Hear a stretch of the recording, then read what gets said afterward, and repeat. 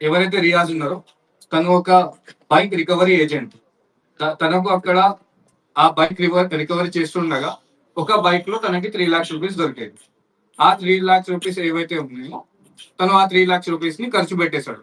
ఒక Burgman scooty కొన్నాడు. ఇంకో కొంచెం అమౌంట్ తన దగ్గర ఉండేదో లేదో ఓవరాల్ గా ఖర్చు అయిపోయింది.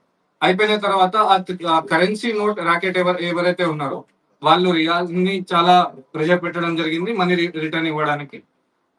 ఆ టైంలో అది ఓవరాల్ ఈ సంఘటనలో ప్రమోద్ కానిస్టేబుల్ గారు కూడా అందులో ఇన్వాల్వ్మెంట్ ఉంది అక్కడ. అది ఎలా రియాజ్ అండ్ ప్రమోద్ గారు అక్కడ కలిసి వాళ్ళు ఎలా ఓవరాల్ ఆ కేసుని ఎలా చూస్తున్నారో మనకు అది ఎగ్జాక్ట్లీ ఐడియా లేదు. ఆ తర్వాత మనకు తెలిసిన ఇన్ఫర్మేషన్ ఏంటంటే ఆ పర్టికులర్ మెయిన్ రోడ్ మీద ఎక్కడైతే ప్రమోద్ గారి మరణం ఆ స్పాట్ ఏదైతే ఉందో అక్కడ కొంతమంది వచ్చి ప్రమోద్ గారిని అక్కడ వదిలేసి వెళ్ళారు, పారిపోయారు. సీసీటీవీ ఫుటేజ్ లేదు. వీళ్ళు చెప్పినట్టు పోలీస్ ఆఫీసర్ మనం ఏదైతే న్యూస్ లో చూసాము తను మర్డర్ జరిగింది, స్టాప్ చేశారు అని.